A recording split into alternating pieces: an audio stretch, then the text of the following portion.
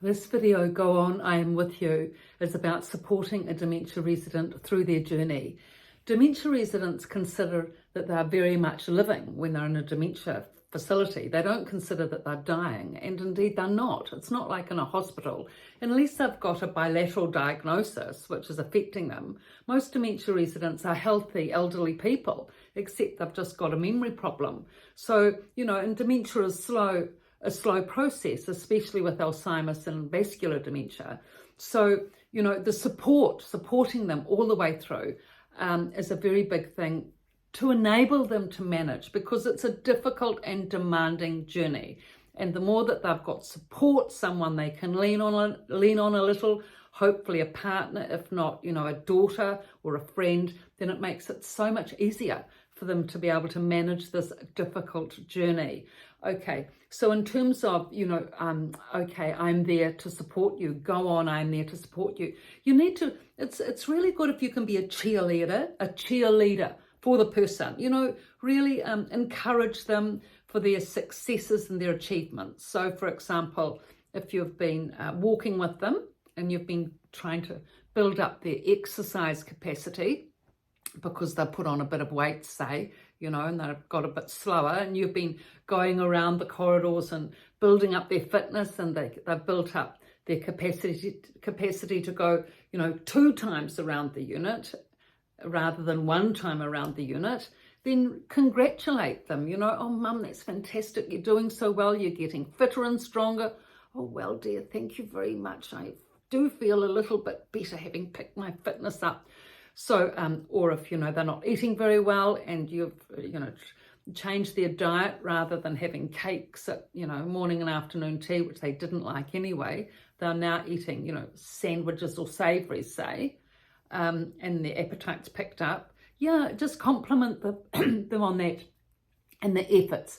With whatever effort they are making, compliment them with that. Encourage them, because, we all respond to encouragement. It gives us energy and focus and enthusiasm when someone there that we love is there to encourage us. I mean, we're doing it for ourselves ultimately, but if someone's really there for us, we will want to do it for them as well. And so this is an important thing with dementia, to be by their side and cheer them on, with their achievements. There was one woman at the dementia facility that I worked at, and she was a lovely lady. She had been on a farm for most of her life. Her husband passed away 20 years prior. She had a cat, I think 2 beloved cats, and she'd lived on her own on this farm, I think, good 10, 15 years. She came into the facility and was really, really stressed out when she first came in. But it only really, for about a month or 2, she was really, banging at the door type stress. And it actually diminished remarkably when her daughter came to visit. She was an air hostess, so she didn't get to visit her mother much. But when she did visit, she was right behind her. She was so supportive and so loving. And, she used to communicate with her mother about everything. She'd, explain why she was in the dementia facility, about the memory problem, about how there'd been issues at the farm, how they'd now found her a nice place here at the unit with a lovely sunny, north-facing room, which she had. Her clothes were set up, warm room, everything was set up beautifully. Lovely big pictures on the wall, magazines about cats, which she loved, perfumes, which she loved. Yeah, she was a really lovely daughter. And when she came, she only really was able to come once a month, which is not much. But when she came, she'd stay a good 3-4 hours, and she was totally present with her mother. No iPhoning, no thinking, no talking about other things. Total focus on her mother, what her mother needed, what her mother wanted, and communicated and discussed everything, right through A to Z. And she'd sit there actually sometimes drawing. She was a good artist, and she'd draw, pictures of her mother's hands or her mother's face, and put these little artistry, pictures up on her mother's wall. And so much love. And her mother really responded to this, she used to say to me, my daughter's wonderful. And specifically she said to me, I can talk about everything with her and she communicates everything to me. That was the key. And she did. And because she had that chance, that woman had that chance of communicating things through, clarifying, working through the feelings, working through the emotions, getting the answers to the questions, she was able to work through all her feelings, settle all her emotions, and she became settled, you know, from being anxious, uptight and angry prior. Because she was able to work through her feelings and get answers to her questions, she was able to settle down. So that was a very good example of how it can be done from a daughter, you know, supporting all the way.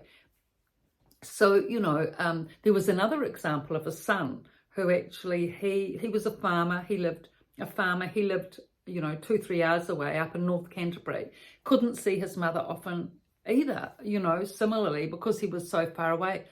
But he used to take his mother out overnight, amazingly, once every 3 months, and she had a fabulous time there. And he used to come and visit her about once every 3 weeks or once a month, similarly to what the other girl did. And again, he'd stay a good 4 hours, you know. He loved being with the residents and he loved his mother. He was the favourite son. And he was very loving, very kind, very considerate, used to talk her through everything. But he was also assertive with her. When she used to get uptight and angry and aggressive, which she did, he'd just tell her, you know, look, Mum, you have to rein yourself in. You can't be angry like this, especially in a place like this. You know, there's other people around. You have to consider. Rein yourself in and discipline yourself. And she did. Boy, he was the only one that could do it, though, you know. If any of us said that, or the staff said that to her when she was getting aggro, it wouldn't work. He was the only one, because he had so much love for her. She knew he was her total support. And it just took just a few words with that loving, assertive tone of voice. Rein yourself in, Mum. You know, you've got to try harder. And she would. She'd go, oh, instantly. Oh, okay, I'll try. And she did. And she, you know, so this is the power. This is the power. She, this woman had total trust in her son. That trust had never been fractured. No white lies. Only the truth, full support, full trust, and she recognized, understood, and had that antennae for the tone of his voice. And actually, when she used to escalate, the staff would phone him up. He said that, you know, they could phone any time, which is a really big advantage, by the way. If you can if the dementia resident can have an open line to phone you, or the staff have an open line to phone you, that's a much better way than medication, which is sometimes the other option. So she was able to speak to him on the phone, half a minute, de-escalated. Boy. So this is the power of trust. This is the power of being truthful. This is the power of supporting, you know, that it can keep that person settled and, you know, supported. And once they are settled and feel supported, they can manage the demanding dementia journey, you know, all the way through, you know. And so that's why it is so important. Okay, so that's it for the video today. Thank you so much for all your really, I've noticed so many more subscriptions and likes and lots of good comments out there, you know, all the full range, and that's good. And I'm taking note. So, you know, it's fantastic that you're supporting. It makes it so much more interesting for everyone when there's activity on the channel and things to read and comments and stuff.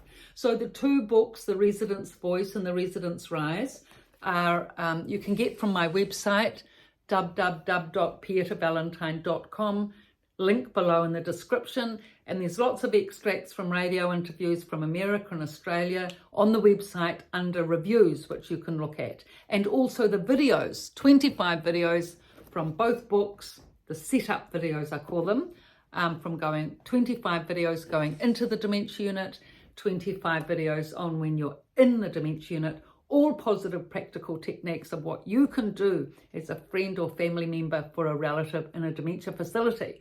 So much can be done in a positive, practical way. So thank you for your supports and your likes.